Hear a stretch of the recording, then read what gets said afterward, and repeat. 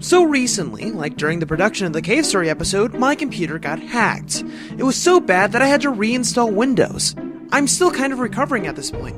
Heck, writing the script right now, I have yet to install Vegas back onto my computer, or Photoshop. And since I lost all the recorded footage for a Cave Story, I'll have to hold off until later for that episode. Sorry guys. Anyway, where am I going with this?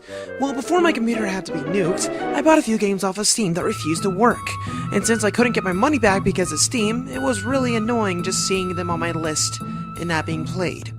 Because they couldn't be. The titles included BlazBlue 1, Bastion, and the game in question today. But after the reboot, I was able to play these games. Finally, I get to enjoy them, and I do plan on talking about them all. But for now, let's look at the game that almost made me buy an Xbox 360 just for it. Then it came out on Steam. I'm talking about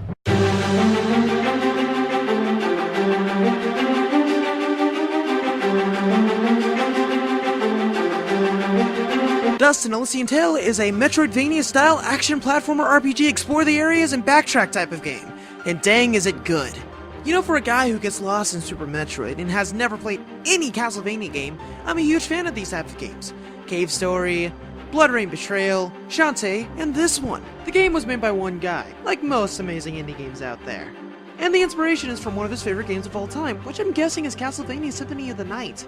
I also see some elements in there from other action RPGs as well, like one of my favorites, Diablo 2. You level up by killing enemies. Stats don't increase automatically. You actually get to allocate which stat gets increased via skill gems. You can add even more to your firepower by equipping items that you can buy, make, or find. Baddies also drop materials and blueprints which you can use to make items via the blacksmith. The combo system is really crazy. Granted, you're limited to a few sword combos and 3 different spells that Fidget can learn, however, it really draws you in. While traveling around different screens, you can find secrets, like keys, treasure chests, secret areas, or even cameos from other games. It's actually really fun to use Dust's different skills to access areas earlier than expected. And even if you have the right skill anyway, the game will always give you something new to explore and collect for that 100% completion. Or 110%. To be honest, I think it's 111%, but I wouldn't know because I wasn't able to do one side quest in the whole game, which I'll talk about in a sec. The story follows the character of Dust, a fox guy who doesn't remember anything at all about himself, waking up in the middle of nowhere. Kind of like another game I know. Okay, sorry. Next answer. JK, that's not gonna happen. Anyway, a mystical blade that can talk flies up to Dust telling him that he has some great destiny to do, or something. But before Dust can follow the odd-speaking sword, a Nimbat named Fidget, who is the guardian of the sword, shows up to take it back. Dust is reluctant to give up the sword because he needs it to find out who he is. Fidget decides to follow Dust around until either his quest is done, or he dies so she can take the sword back home. Okay kiddies, our stage is set, so let's go on a murder spree! The story plays out like a short anime, where you have the characters meet, a bunch of filler, with hints of foreshadowing during it to justify it, and the plot really doesn't come into focus until near the end of the game.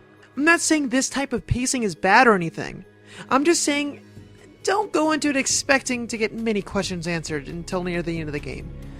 And even then, you're probably gonna still have a few. I sure did. Back on gameplay, levels are all split up much like a Mario game. You have your forest-like level, your underground caves, your spooky area for the sake of being spooky, a snow level, and the final level, which is basically hell. Fun!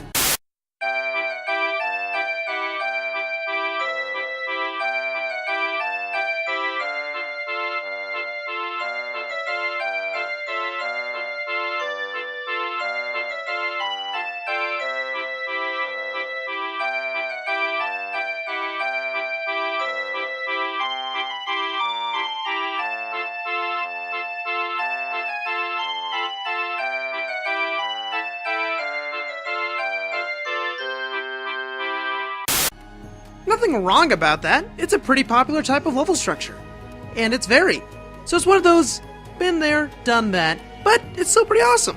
The art style is a huge homage to the great animator Don Bluth's in American Tail. Heck, the game is called Dust: An Elysian Tale, so it kinda gives it away. Backgrounds are all lovingly hand-painted, giving off beautiful, varied set pieces that are filled to the brim with secrets. Animations vary to absolutely gorgeous to Obviously, tweet! Look, I know it's one guy, but the shifts in animation quality really can be jarring. Dust animations and the visual effects look amazing, beautiful, great! The other stuff, well, I guess it gets the job done. The music is amazing. Seriously, I'm adding it to the list of OSTs that I'm going to buy. What is it with indie games and having an epic soundtrack? The soundtrack is full of great pieces that you just can't stop listening to. A personal favorite track of mine would have to be the Blackmore Mountains track. Just take a listen.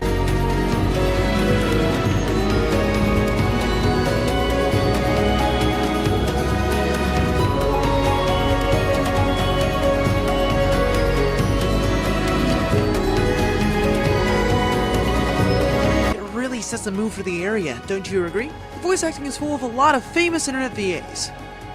Dust is played by the talented Lucian Dodge. Fidget, the Nimbat, is played by the lovely Kimlin Tran. Inara, the mystical sword, is played by Edward Brosco. And that's just the main cast. The game is 100% voice acted, so if you're into watching a story unfold before you, then you're in luck. Now, I probably should run into the problems of the game. Firstly, the bosses. Granted, I played on normal, and I plan on giving it another playthrough on a much harder difficulty, but they're way too easy. I was able to tear through each boss battle within 30 seconds. No joke. It's like that for every single boss. Also, the fact that you can upgrade and customize everything, and adding to that, keeping a longer combo gives you bonus EXP.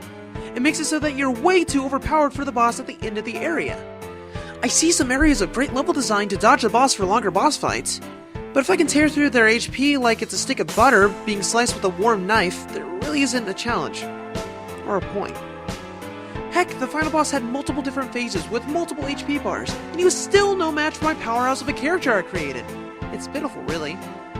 There's also the factor of one side quest mentioned before. There's one quest in the game where you have to get in a 1000-hit combo, which I couldn't do because I kept clearing the room so fast to where they couldn't live long enough for me to stack one. Back on the art style, I do realize it's a huge turnoff to some who are not into anthropomorphic characters, aka furries for the lack of a better word. But to be honest, I really wasn't bothered by stuff like that. Now I'm not going to go all and say, "You have no excuse, play this game!" But I'm the type of person that doesn't really have an interest in playing games with a more realistic look at times. Save for a few. I guess it just doesn't look that appealing to me. So I can understand if this type of art style would be a turnoff for people. As for some other issues, a few glitches here and there, which was really the only time it took me out of the experience. Minor things, really. But that is Dust in Elysian Tale. It's a short game if you're burning through the story, but that's not the point of the game. It's one of those games that you just want to get lost in, because if you don't, you won't get the most out of it. The music and gameplay are great, and it has enough content to give you hours of fun. The art style, though good, can be a major turnoff to people who are not into that look. But I still think you should give this game a go. You can get it on Xbox Live Arcade for the Xbox 360, and Steam for PC, and I believe Mac. Hey guys, thanks for watching my video. I'm still kind of recovering from my computer reboot, so mind the crappy Inslate card. Sorry. The next review is going to be a while. Granted, these things take time, and I'm really lazy and stuff. But anyway, I'm taking some time off of half of mine to get an animation out for you guys, which I'm half done with. So that's gonna be rather soon, unless I cancel it like I do on everything else. So I hope that'll be good for you guys. Anyway, I have the jet. More videos are coming soon, so make sure to hit that subscribe button for more content! Oh god, I'm becoming something I didn't want to be. Like, comment, rate, subscribe!